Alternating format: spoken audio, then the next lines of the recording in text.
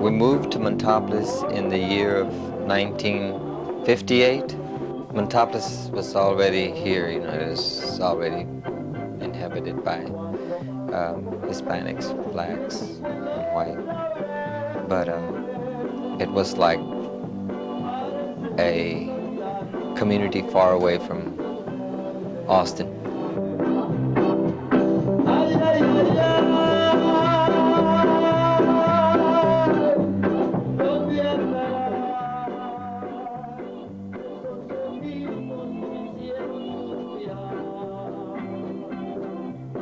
The first car that I ever owned was a 1956 Chevrolet hardtop, power pack. And at that time the gasoline was costing like 38 cents a gallon. So we would get in our Chevy and we'd go cruising all the way to San Antonio, you know, and Corpus Christi.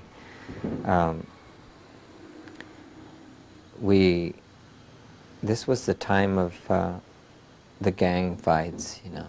Like, you couldn't go to Montopolis if you were from East Austin or from South Austin or from La Loma,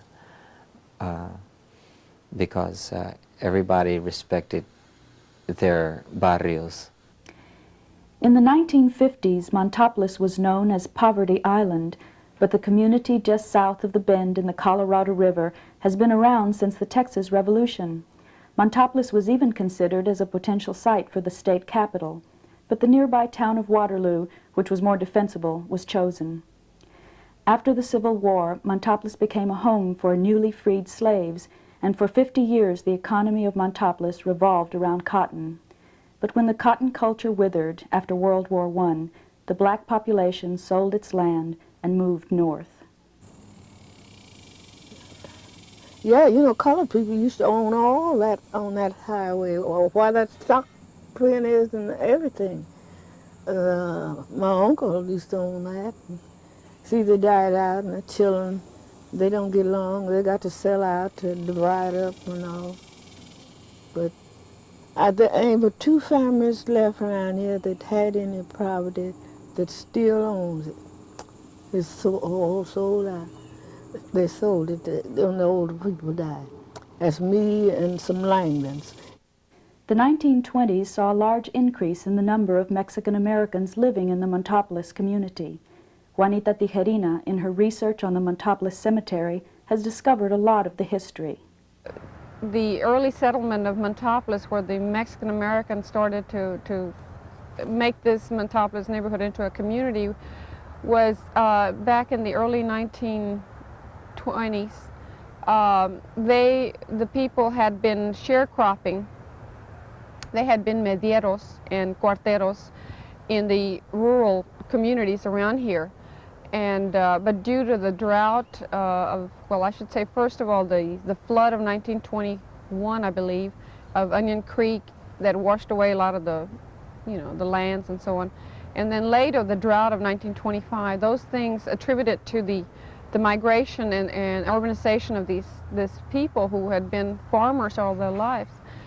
They began to settle in this community of Montopolis. It was at this time that these men came together. Mr. Tirso Abrego, who owned I understand he was a blacksmith somewhere across the streets here, around here on Montopolis Drive. And Arturo Alemán and several of the other men that I mentioned got together and formed a mutual aid society, which was Unión y Beneficencia, which was a mutual aid society to help each other out, to contribute funds. And with those funds, they bought part of the property that started this San Jose cemetery. The first person to be buried in the cemetery was a young child by the name of Jose Hernandez. And that's where the name came from. And it was a custom that the children, I think, were buried in the rear of the cemetery. So that's where they started their first, they had their first grave. The cemetery, of course, was free to the community. There's some gravestones in this here that are very interesting that I believe I've heard that they don't exist anywhere else, at least in Texas.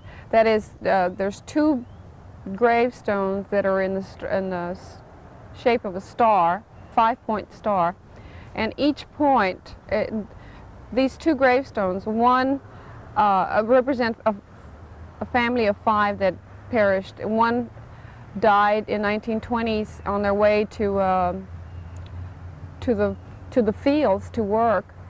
The whole family died in a car accident, so their gravestone is in the shape of a star, each point pointing to that burial of the family member. There are several other gravestones. Of course, you find the gravestone with the crib. Of course, it is a child with the crib as to represent or to show that it was a child's grave. Or it has so many different meanings. It takes a while to analyze some of these cultural values that these gravestones represent. Adiós, Fidel Espinosa, te fuiste ya de este suelo. Entrega tu alma valiente a la justicia del cielo. I think that type of music has influenced me because of my ancestors being Hispanic surnames, and that was my first language that I ever did encounter. So to me, putting on a charro hat or a mariachi outfit, or just being around sarapes and Mexican-made things, makes me feel more proud of the culture, you know, and makes me feel like I belong to it. I've always been influenced by the Mexican music. The people that settled here had a lot of, they cared. I mean, they were not just, they might have not been formally educated, but they had enough of their own self-respect and pride in their culture that they were able to help themselves. For instance, with these mutual aid societies, they took care of themselves. They were able to organize themselves. They have not been totally oblivious to organization. They know how to organize themselves. They still are doing that. You find a lot of the neighborhood groups fighting Bergstrom for the noise of the airplanes and so on. Its contribution, well, even though the city, I think, I can't say that now it exists, but it for a long period of time has just neglected Montopolis. And in spite of that, you know, they have made it on their own. Due to the neglect by the city, Montopolis economically lagged behind the rest of Travis County. But the war on poverty began in the 1960s, and new government programs opened up new opportunities. Father Fred Underwood, a Catholic priest with the Dolores Church, became the focal point for these exciting new changes. I had heard about a new priest, a young priest, being assigned to the Dolores Parish, and I had not met him before, and I had no idea what he looked like. And so sometime after the meeting that night, I see this guy driving up in the parking lot in a motorcycle and a T-shirt. And the first thing I recall is that seeing that he was white. And I kept saying, gee whiz, what's a white guy in a motorcycle doing over here? It turns out that was my introduction to Father Fred Underwood. Through the efforts of Father Underwood and the Reverend DeWitty, who was the pastor of the St. Edward's Baptist Church, we were able to get on the City Council agenda. The City Council had a special meeting to just simply listen at the complaints of the people from Montopolis. There was more than a busload of people who were taken to the council chamber. And we poured out all of these things that we wanted in Montopolis. At that time, Emma Long was on the city council. And she was the person who, was the only person who really made some promises about doing things. And she couldn't believe some of the things that we described to her as existing, in an area that had been incorporated into the city limits of Austin. So shortly after that meeting, Father Underwood, I guess, gave us a nickname in Montopolis, and that was Poverty Island, because he mentioned at that particular meeting that we were out there, we were isolated, we didn't have, the connections with the city that other parts of the city had. We were deserted. The city was not rendering the types of services that were needed in the neighborhood. And the next day in the Statesman, the story read, Poverty Island people or citizens heard at city council chambers. I arrived in Montopolis in the summer of 1962. And what I discovered there, that there was just a tremendous amount of community needs. And one of the greatest needs was the fact that there was a lot of gang warfare going on within the neighborhood. And of course, there were gangs in the neighborhood that would go across the river to fight other gangs, and other gangs would come in and so forth. The people really lived in fear in the neighborhood. So we approached the city to ask them if they wouldn't construct a community center there with sports activities to get these kids off the streets. And they said they didn't have any money for it, so we saw it was such a great need that I borrowed a 100% loan and built the center. Well, we were always working, we've always lived here in Montopolis. We were out for months, like 3 months at a time, 2 months. But we always managed to come back into the community and play here in Austin for political fundraisers or just benefits or special occasions. Of course, Shorty and his orchestra were very popular back at that time. Of course, that's one of the reasons, obviously, we scheduled him, because if an orchestra is popular, they draw a crowd. They have a following of their own that like to attend their dances. But every time we scheduled him, the center was really filled, and the people really enjoyed it. You got a very lively group, and it always appealed to the younger people.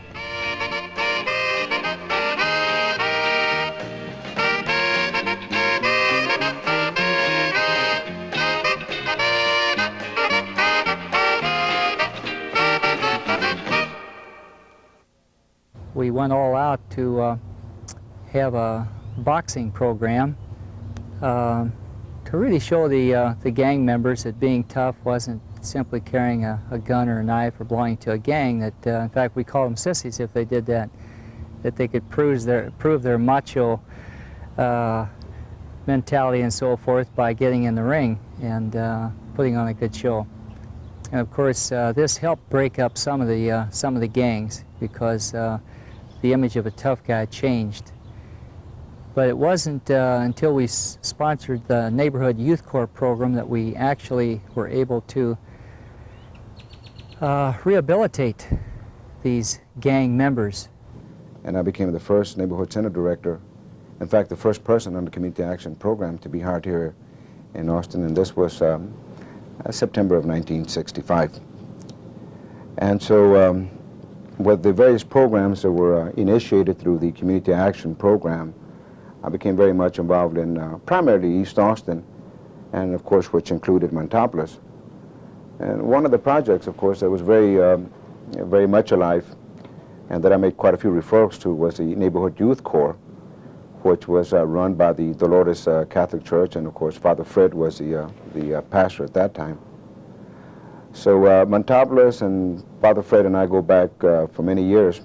Father Underwood worked very closely with Congressman Pickle and some of the other, Senator Towers' office at that time, and I think Senator Yarborough was still in the Senate.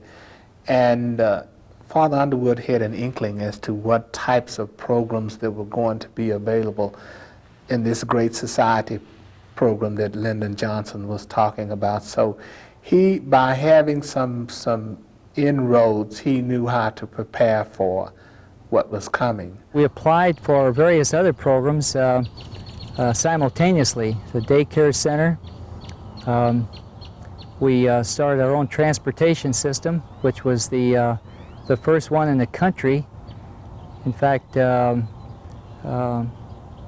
Sergeant Shriver came down to take the first bus ride because it was unique.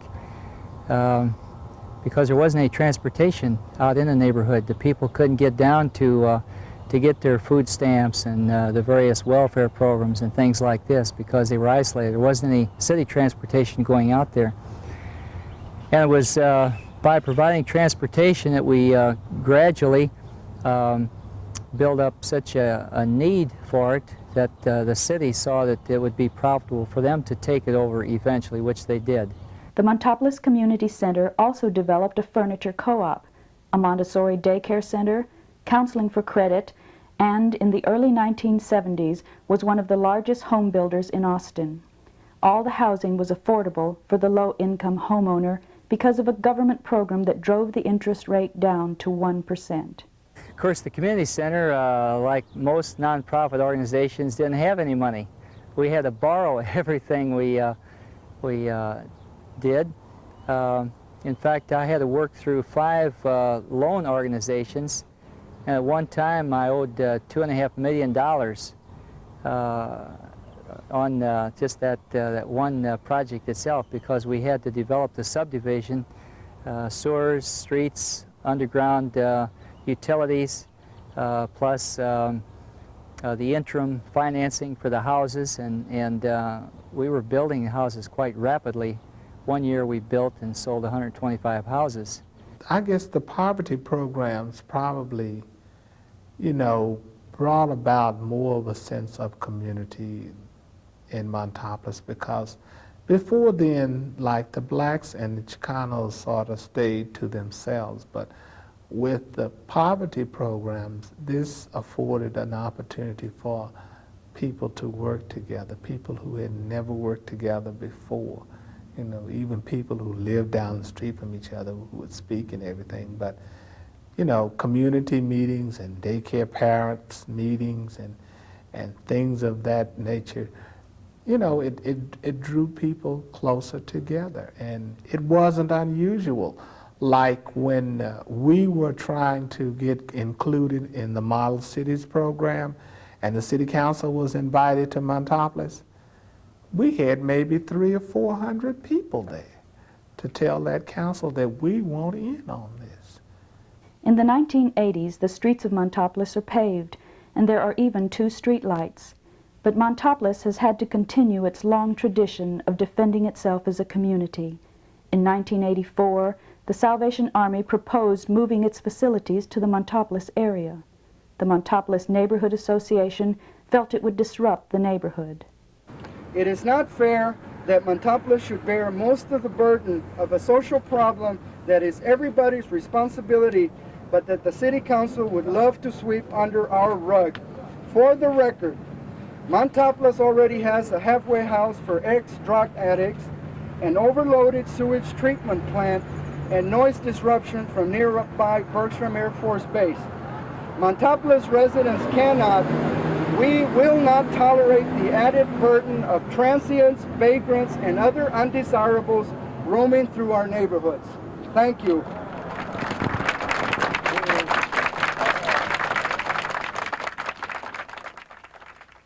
Under pressure, the Salvation Army abandoned its plans for a Montopolis site. Another problem that confronts the Neighborhood Association is the nearby presence of Bergstrom Air Force Base. Of course, the Montopolis Neighborhood Association came into being in the fall of 1981. We came into existence out of necessity. It was a basic survival of our community. At that time, the city had unveiled a plan called the Bergstrom West Plan that dealt with moving the Mueller Municipal Airport over here by Bergstrom Air Force Base. And they wanted to rebuild the runways, have parallel runways, and there was a lot of talk to that effect. We, the residents of Montopolis, of course, were very concerned. We felt that we needed to have a say-so in the initial plans of what was going on, that they had to take our views here of the community, and that we were afraid that if we were get caught between the downtown and a new municipal airport, that, well, we would be squeezed out of existence. Bergstrom was built on the edge of Montopolis in 1941 on what was once farmland. The number of planes based at Bergstrom has increased every decade. Until now, Bergstrom is considered the reconnaissance training capital of the United States. Montopolis has long complained about low-flying jets disrupting schools and churches. Out of a 2-year struggle with that, that's the most we were able to get out of Bergstrom Air Force Base. Of course, the Air Force has a very handy tactic that they use, and that is that every year or so, 18 months or 2 years, they change their base commanders at Bergstrom. So every time there's a change of command, it seems like we have to start from the bottom again, from the basics, trying to get to meet the new base commander. So far, I've been arranging meeting the latest one, who just came in here several months ago, and I still haven't met with him. The last time he was off to Europe or off to Grenada or something, I don't know. Our dealings with the Air Force have not been very good. I don't think the Air Force has been a very good neighbor, and I especially don't like the fact that they are, every day they're polluting the Austin air. Montopolis is growing. It seems that the developers have taken an interest in all the undeveloped areas, the wooded areas east of 535, specifically around the Montopolis community. Montopolis is found southeast of the city. We're like a community, it's like an oasis in the middle of this desert of undeveloped land. Montopolis, still beautiful after years of isolation, continues to celebrate its cultural uniqueness. Every year, a popular festival is held called Feria de las Flores. The feria was originated by Lupe Ortiz, better known as Shorty of Shorty and the Corvettes. The community puts on the festival, and we just gear the event and supervise it and organize it, but the community is the one that's influencing the festival more.